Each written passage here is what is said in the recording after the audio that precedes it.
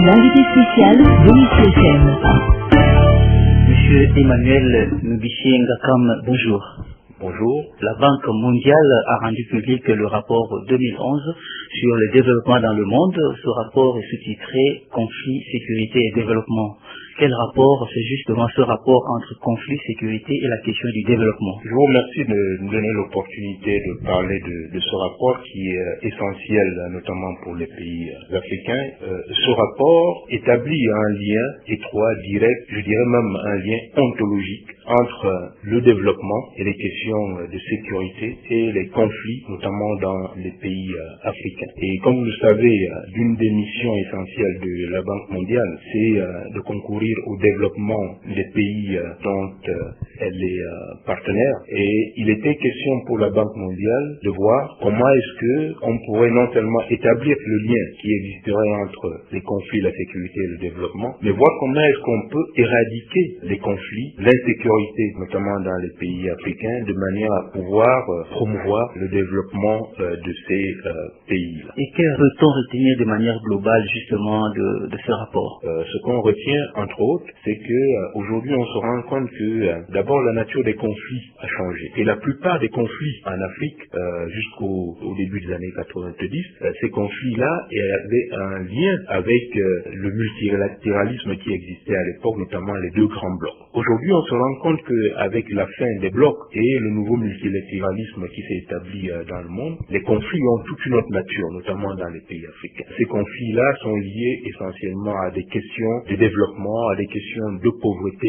à des questions de gouvernance, à des questions de fragilité institutionnelle des États, à des questions de légitimation ou bien de non-légitimation des États, à des revendications identitaires, à des questions telles que le chômage, l'emploi, l'insécurité sociale, la précarité, l'exclusion. Voilà un peu des éléments qui sont à la base des conflits aujourd'hui, notamment des guerres dans les pays dits fragiles. Le rapport souligne qu'environ 1 milliard d'êtres humains, soit presque un cinquième de la population mondiale, se trouve dans les pays touchés par les conflits, donc les conflits qui sont à la base de la misère et le sous-développement.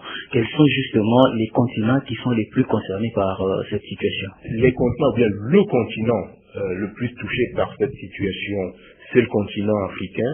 Sur les 33 pays fragiles dans le monde, 18 sont africains, mais parmi ces pays fragiles, il y a des pays post-conflit, parce qu'on fait une distinction entre les États fragiles, parce que la fragilité, c'est pas uniquement le fait de guerre, la fragilité peut être également due à un phénomène naturel, une catastrophe naturelle. Parmi les pays fragiles, il y a des pays post-conflit, il y en a 9 dans le monde, et parmi les 9 pays, 7 sont africains, notamment l'Angola, le Burundi, la République démocratique du Congo, le Congo-Brazzaville, l'Érythrée, le Libéria, et puis bien évidemment la Côte d'Ivoire. Qu'est-ce que le rapport relève justement par rapport à la situation concrète de la Côte d'Ivoire? Le rapport ne traite pas le cas particulier de la Côte d'Ivoire, même si la Côte d'Ivoire est citée dans le rapport, mais il n'y a pas une analyse du cas ivoirien, mais on a des études disponibles sur le cas ivoirien, mais il est évident que le conflit ivoirien confirme ce qui est relevé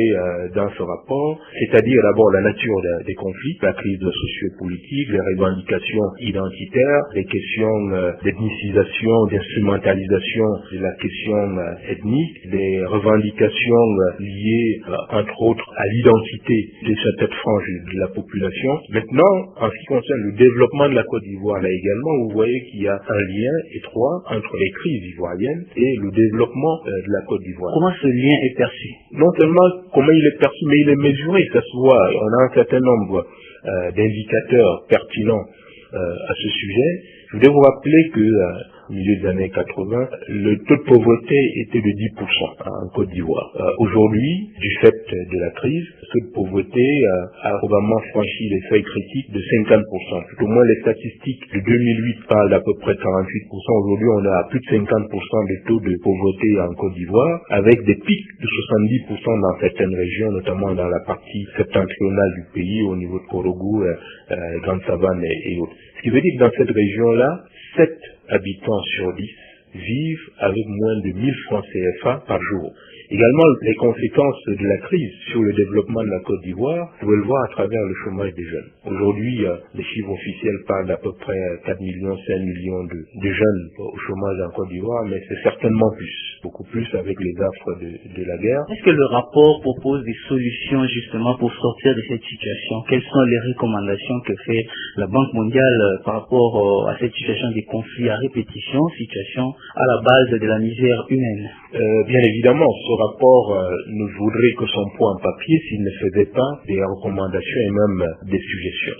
Les recommandations faites par le rapport portent sur un certain nombre d'éléments, notamment le renforcement de la gouvernance des États, le renforcement d'institutions. Quand on parle de gouvernance, et des questions liées à la gestion des finances publiques, à la transparence, au décentrement des pouvoirs, notamment avec le renforcement des pouvoirs de contrôle et de suggestion de la société civile et autres.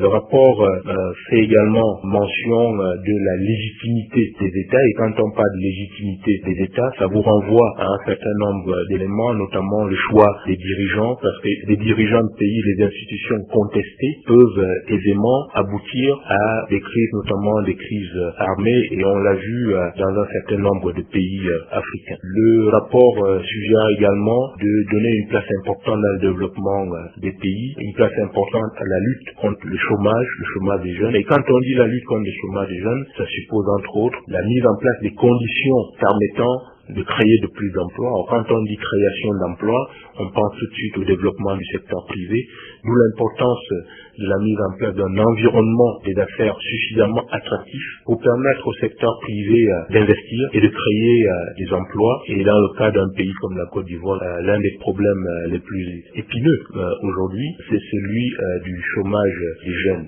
Mais par rapport à toutes ces recommandations, si vous étiez demandé d'adapter ces recommandations à la situation de la Côte d'Ivoire, quelles sont, je vais dire, les grandes réformes qui doivent être opérées justement pour sortir la Côte d'Ivoire de cette misère? Je pense qu'il y a un certain nombre de réformes qui sont déjà en cours. Il y a un certain nombre de chantiers qui ont été ouverts. Certains d'entre eux bénéficient du concours de la Banque mondiale. Je pense entre autres à tout ce qui est financement des infrastructures, qu'il s'agisse des infrastructures routières ou bien des infrastructures énergétiques et autres, qui sont des facteurs de compétitivité. Parce que quand on parle du développement du secteur privé, il faut également, et dans l'environnement des affaires, on pense également à cet environnement que je qualifierais de hard, c'est-à-dire le matériel, notamment tout ce qui est facteur de compétitivité lié au transport, lié à l'énergie, lié aux communications, aux télécommunications. Je pense également à une opération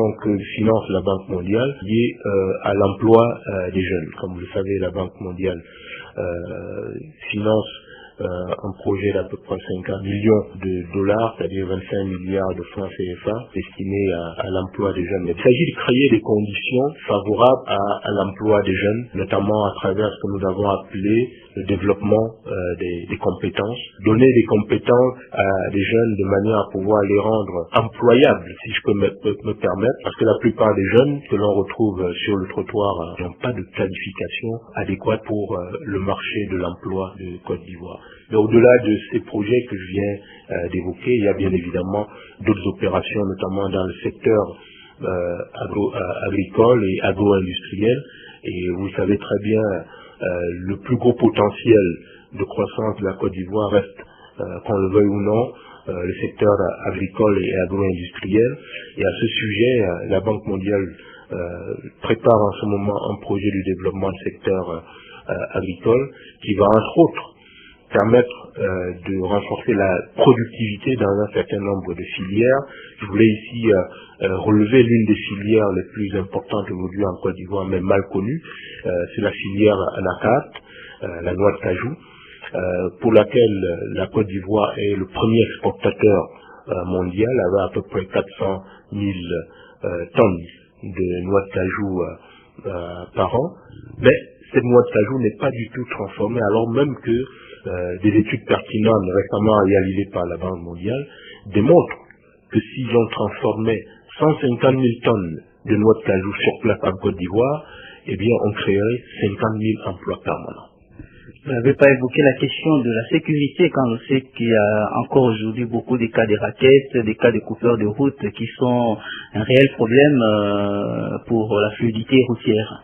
C'est une évidence que vous évoquez. C'est vrai, je ne me suis pas attardé là-dessus, mais il est évident qu'aujourd'hui, la sécurité reste un facteur limitant au développement de la Côte d'Ivoire, non seulement au développement du secteur privé, mais également au bien-être, au mieux-vivre, au mieux-être des Ivoiriens. La sécurité est un facteur limitant. Et vous avez évoqué le racket, qui non seulement est une gangrène pour les populations, notamment en ce qui concerne la fluidité routière, mais également une gangrène pour le développement du secteur privé, parce que le racket a un coût. Le racket a un coût, le racket c'est un coût, et c'est un coût qui a une incidence sur le développement du secteur privé. À cet effet, la Banque mondiale finance, à travers son projet de revitalisation des petites et moyennes entreprises, finance à hauteur d'à peu près pour 1 milliard de francs CFA, une opération de lutte contre le racket à travers le ministère de l'Intérieur. Monsieur Nouvissier, je vous remercie. C'est moi qui vous remercie. L'invité spécial de l'ICFM. L'invité spécial de l'ICFM. Monsieur Emmanuel Nouvissier Ngakam, bonjour. Bonjour. La Banque mondiale a rendu public le rapport 2011 sur le développement dans le monde. Ce rapport est sous-titré « Conflit, sécurité et développement ». Quel rapport? C'est justement ce rapport entre conflit, sécurité et la question du développement. Je vous remercie de me donner l'opportunité de parler de ce rapport qui est essentiel, notamment pour les pays africains.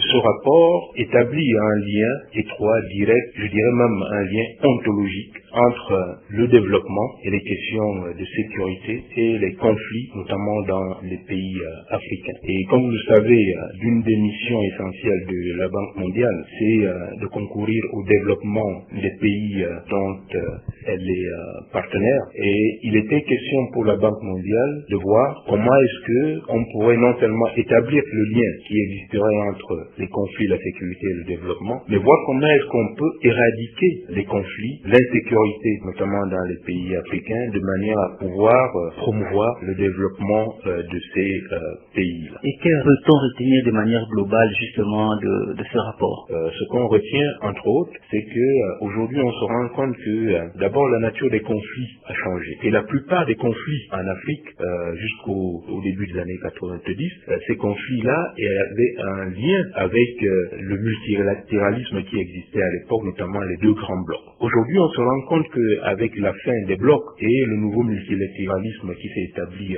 dans le monde, les conflits ont toute une autre nature, notamment dans les pays africains. Ces conflits-là sont liés essentiellement à des questions de développement, à des questions de pauvreté, à des questions de gouvernance, à des questions de fragilité institutionnelle des États, à des questions de légitimation ou bien de non-légitimation des États, à des revendications identitaires, à des questions telles que le chômage, l'emploi, l'insécurité sociale, la précarité, l'exclusion. Voilà un peu des éléments qui sont à la base des conflits aujourd'hui, notamment des guerres dans les pays dits fragiles. Le rapport souligne qu'environ 1 milliard d'êtres humains, soit presque un cinquième de la population mondiale, se trouve dans les pays touchés par les conflits, donc les conflits qui sont à la base de la misère et le sous-développement.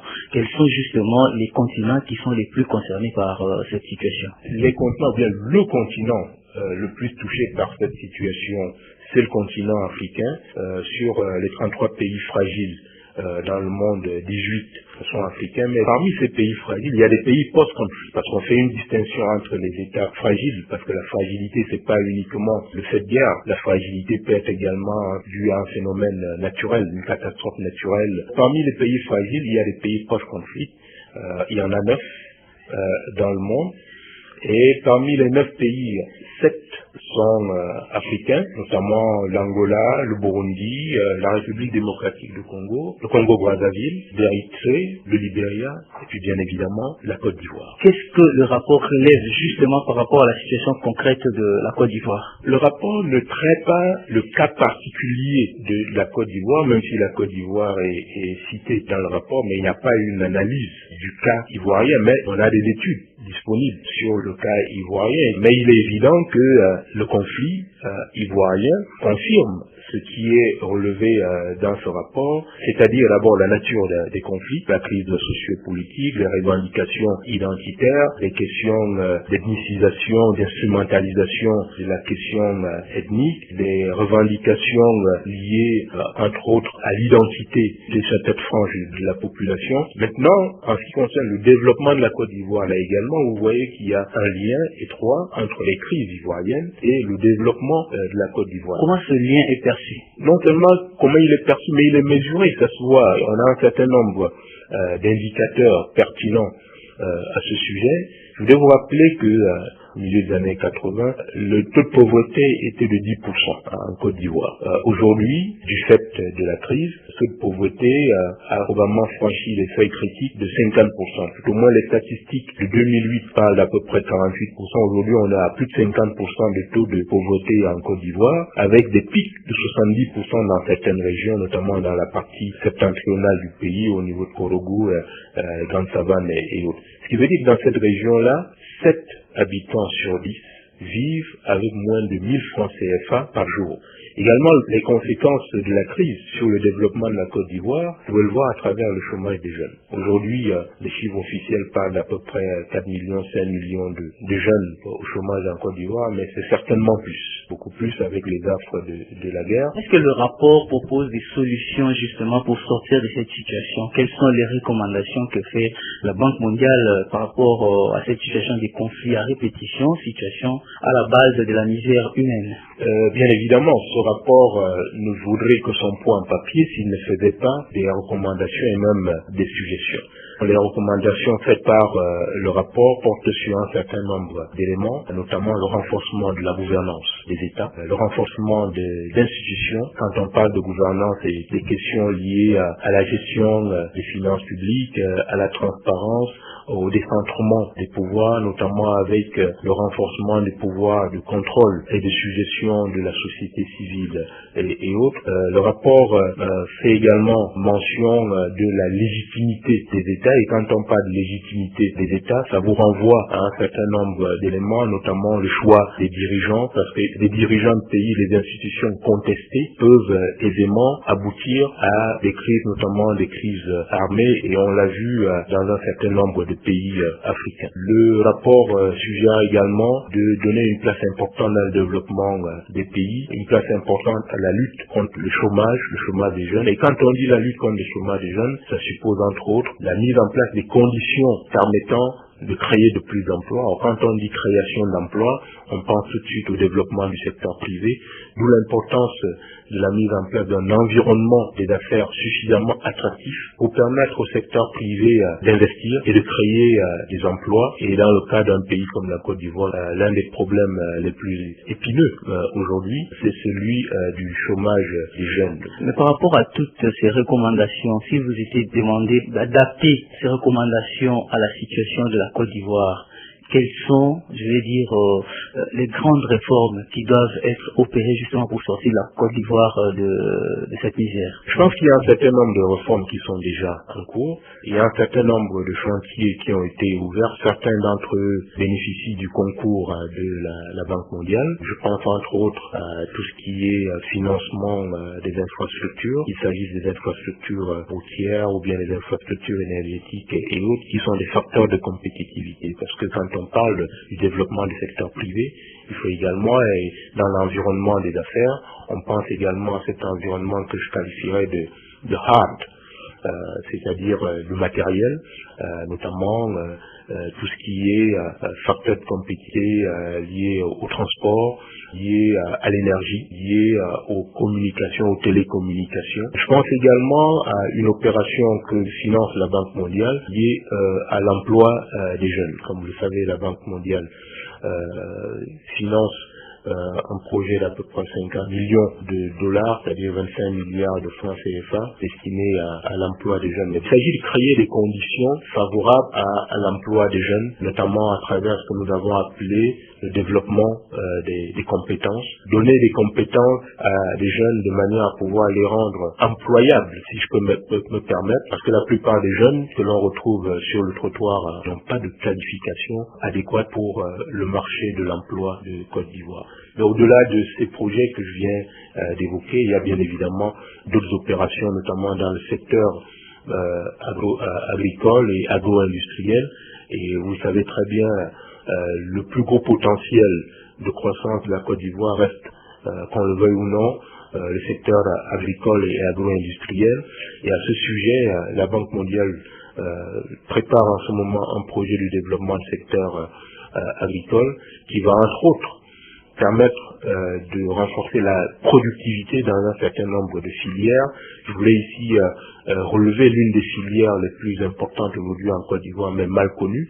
C'est la filière anacarde, la noix de cajou, pour laquelle la Côte d'Ivoire est le premier exportateur mondial, avec à peu près 400 000 tonnes de noix de cajou par an. Mais cette noix de cajou n'est pas du tout transformée, alors même que des études pertinentes récemment réalisées par la Banque mondiale démontrent que si l'on transformait 150 000 tonnes de noix de cajou sur place en Côte d'Ivoire, eh bien on créerait 50 000 emplois permanents. Vous n'avez pas évoqué la question de la sécurité quand on sait qu'il y a encore aujourd'hui beaucoup de cas de raquettes, des cas de coupeurs de route qui sont un réel problème pour la fluidité routière. C'est une évidence que vous évoquez. C'est vrai, je ne me suis pas attardé là-dessus, mais il est évident qu'aujourd'hui, la sécurité reste un facteur limitant au développement de la Côte d'Ivoire, non seulement au développement du secteur privé, mais également au bien-être, au mieux-vivre, au mieux-être des Ivoiriens. La sécurité est un facteur limitant. Et vous avez évoqué le racket, qui non seulement est une gangrène pour les populations, notamment en ce qui concerne la fluidité routière, mais également une gangrène pour le développement du secteur privé, parce que le racket a un coût. Le racket a un coût, le racket c'est un coût, et c'est un coût qui a une incidence sur le développement du secteur privé. À cet effet, la Banque mondiale finance, à travers son projet de revitalisation des petites et moyennes entreprises, finance à hauteur d'à peu près pour 1 milliard de francs CFA, une opération de lutte contre le racket à travers le ministère de l'Intérieur. Monsieur Louvissier, je vous remercie. C'est moi qui vous remercie. L'invité spécial de l'ICFM.